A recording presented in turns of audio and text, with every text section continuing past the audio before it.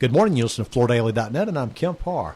This morning, my guest from Pittsburgh, Pennsylvania is Lou Weiss, a columnist with the Wall Street Journal. Lou, how you doing? Very well, thank you. I enjoyed your opinion piece. It was in Wall Street this morning. You tied the use of the red carpet in with the award seasons, with the Golden Globes last night and with the Academy Awards next week. And I want to talk about that. We'll get to it in just a second. Let's talk a little bit about your background. Like I said, you're in Pittsburgh, and you actually have a tie-in. I mean, you've got some background in the flooring business, right? Yeah, I graduated from college. I went to Kenyon College in Ohio. I was a drama major. And the day after I graduated, I started selling carpet in our family business in Pittsburgh. It was called Modern Curtain and Rug Company at that time. Now it's called Weiss House. I was sent to Carpet College in Dalton, Georgia. I have a diploma still somewhere behind me in the CRI. Yeah. And it was only 5 days, but I learned a lot. Okay, interesting.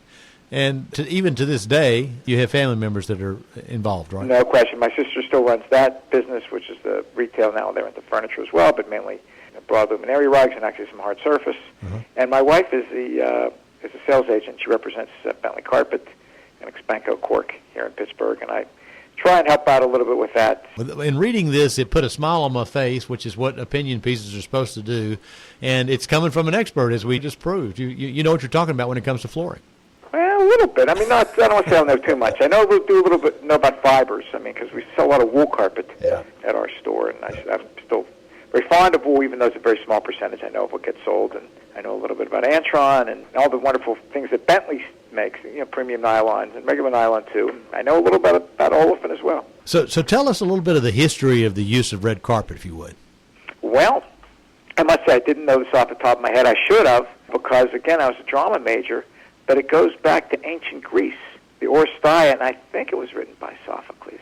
Anyway, so King Agamemnon comes back from the Trojan War. Uh-huh. His wife Clytemnestra is getting ready to murder him, but she spreads out these red crimson robes on the ground, and he walks across these red robes as he goes back to the house.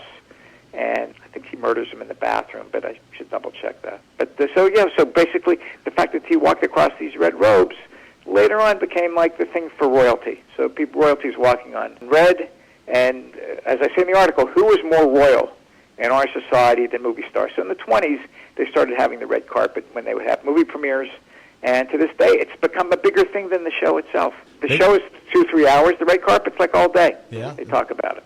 I think they still roll out the red carpet when the president lands his plane, too. I mean, They do. As a matter of fact, I know a couple years ago, Bentley Carpet made the carpet for the inauguration, this is some years ago, a couple decades ago, for Ronald Reagan's inauguration. Uh-huh. And I think it was red then, but not that it's blue for Democrats, red for Republicans necessarily. Yeah. But they do. And actually, I think, I don't know if it was Bentley or someone else, but they made purple carpet for the Emmys a couple years ago. Yeah. But I sent them a letter about that to say, keep to the red. Don't screw around with success. Yeah. You know what I mean?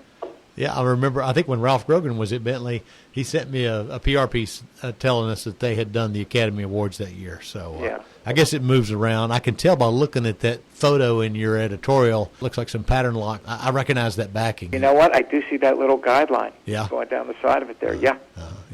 So also, I think it's funny in your editorial you talk about carpet as used as an insult. Tell us about that. Well, because, I mean, it's one more person goes in front of Congress and says, they tried to sell me the same rug twice. That's more of a Middle Eastern jab about the rugs in the bazaar. But they talk about carpet bombing, where the problems get swept, of course, under the rug. Yeah. It's just not right. I mean, what's going to happen if you're doing something wrong? Get called on the carpet. Yeah, and is a carpetbagger somebody you want to hang out with? Carpetbagger, for sure, it's no good. No good. It's enough. We need some respect. Yeah. We need some respect in this business, and I don't think we get enough of it. Yeah, well, and tell me what you think about brands. You say in your editorial, name me a carpet brand. I think that's interesting. And most people really couldn't. Yeah. I mean, I pressed a couple people. A couple people gave me Kerosene as a residential brand. Yeah. But that's about it. Just a couple. They don't know. Yeah. Well, one of the things you say, kind of throw a little nugget out there for carpet as a flooring, and you say, take off your shoes, lie down on the floor, and show your carpet some love, the same love it gives you. Exactly. I mean, you're going to play with the kids.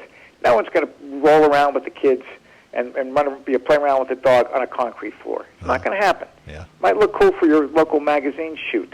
But forget about it. You want to live with something. You want some soft surface. Yeah. So if somebody wants to smile like I did when they read this, I mean, this piece ran in the Wall Street Today, didn't it? Yes, so today is the 6th, I guess. Sometimes they put the articles behind a paywall there.